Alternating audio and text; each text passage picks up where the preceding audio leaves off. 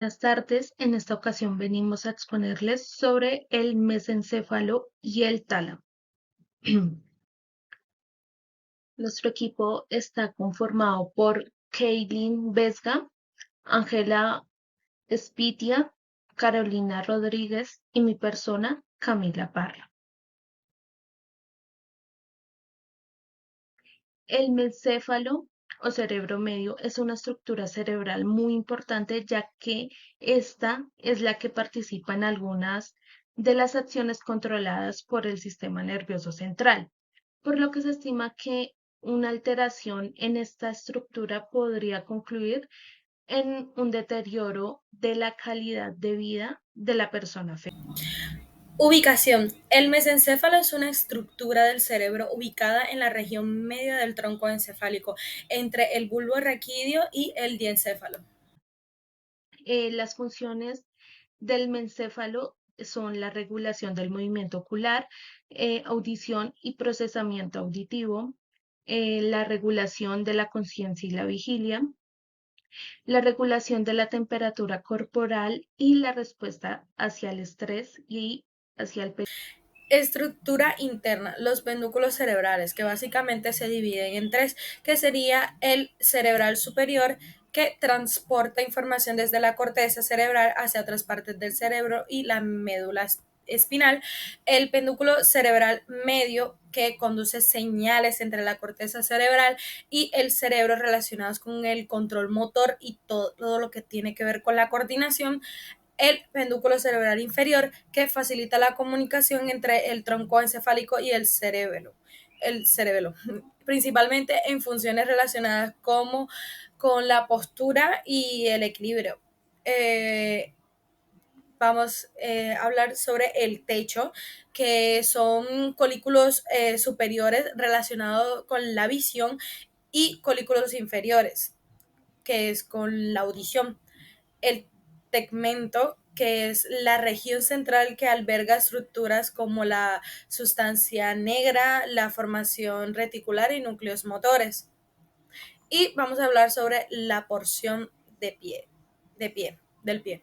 Que son conexiones nerviosas que comunican el mesencéfalo con áreas superiores del cerebro, permitiendo el transporte de información motora y sensorial. Estas estructuras internas del mesencéfalo son roles fundamentales en el procesamiento sensorial, el control motor, las funciones cognitivas y la regulación de la conciencia. La estructura externa del mesencéfalo, la cual es el mesencéfalo ventral, que es el cual alberga la vida piramidal, que es la encargada de los movimientos de las extremidades, del tronco y de los pares craneales. Y la vía corticopontia, que es la que conecta el córtex con los núcleos pinos. El tectum, que es la porción más dorsal del mesencéfalo, son, se localizan en el dorsal del acueducto de Silvo y contiene los colículos superiores que implican el movimiento de información visual, los colículos inferiores que son relacionados con la audición. La otra estructura es el acueducto de Silvo, que este está conectado al tercero y al cuarto ventrículo y entre cuyas funciones se encuentra la regulación del ritmo cardíaco, apetito y cerebelosas superiores.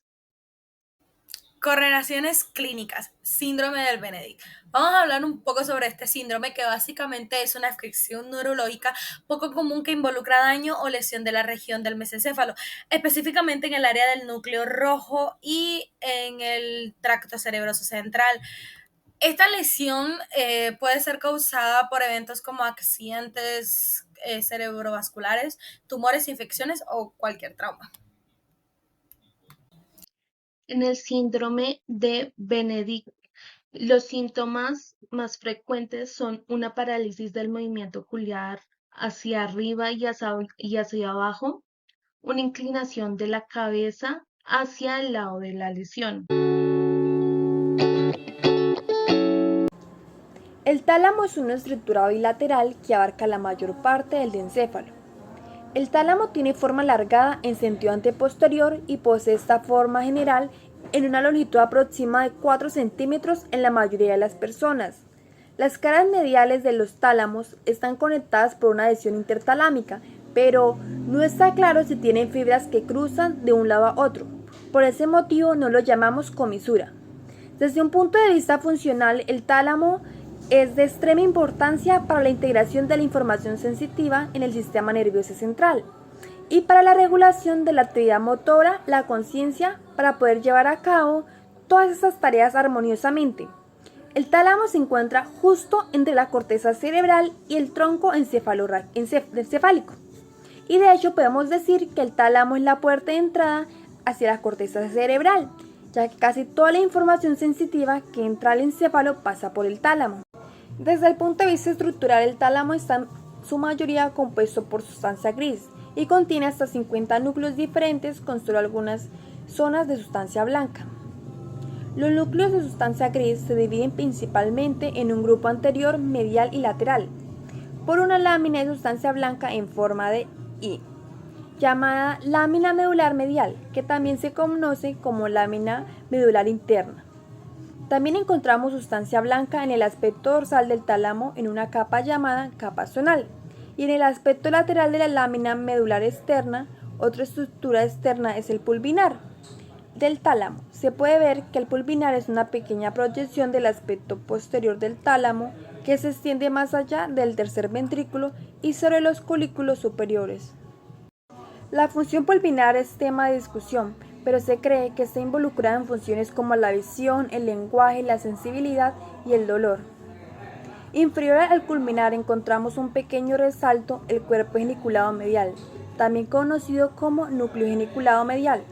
Es una estación de revelo para la vía auditiva que recibe información desde los colículos inferiores.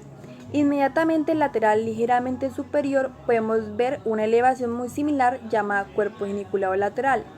El cuerpo geniculado lateral es el principal centro de revelo de la visión y recibe axones desde la retina a través de los nervios y tractos ópticos y desde los colículos superiores que controlan el movimiento ocular. Aunque los cuerpos geniculados son parte del tálamo, forman una porción única de él, llamada metatálamo. Continuemos con una estructura del diencéfalo conocida como estría medular del tálamo. Es un tracto delgado de sustancia blanca relacionado con el hipotálamo que se extiende desde los núcleos heptales, hipotálamo y núcleos anteriores del tálamo hasta terminar en el triángulo de la venula. Desde una perspectiva macroscópica, la estría medular se ubica en el borde de la cara medial y superior del tálamo. Por debajo de la ténia del tálamo, la estría medular surge del polo anterior del tálamo y se dirige hacia atrás, para transmitir fibras aferentes al triángulo de la venula. El triángulo de la avenula no forma parte del tálamo, es parte del hipotálamo, es una pequeña depresión poco profunda que contiene a la venula o núcleos avenulares que son el destino de la estría medular. Aquí también se encuentra la comisura venular por donde los núcleos avenulares de ambos lados se comunican entre sí. Posterior al triángulo de la venula encontramos la glándula pineal, también conocida como epífisis, la cual también forma parte del hipotálamo. Esta se encuentra cómodamente ubicada en la pequeña depresión entre los colículos superiores. Es una glándula endocrina responsable de liberar varias hormonas, incluyendo la melatonina, que regula los ciclos de sueño, vigía.